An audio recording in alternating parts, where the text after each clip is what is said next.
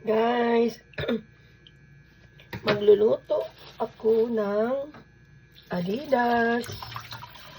Ayan po. May nabibili po rito na malinis na. Lala yung balat. So, gugupitan na lang ng kuko.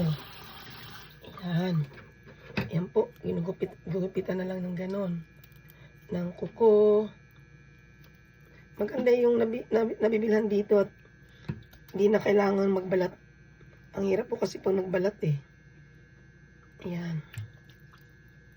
Yan po. Gugupitan mo na lang ng kuko. Ayan. Ayan guys, nilagyan na natin ng suka, toyo at kunting asukal. Lalagyan na natin yung garlic.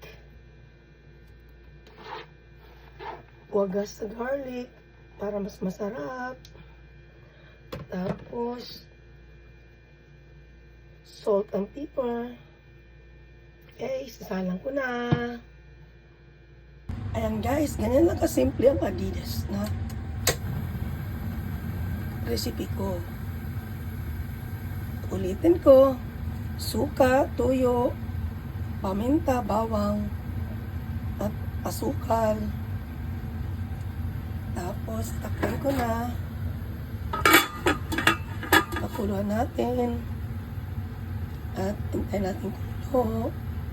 Ayan. Pag naluto na yung pinakuluan, pag manok, pinipito ko po ito. At tapos, ibabalik ko dito sa sauce na. And then, it will taste perfect. Ayan.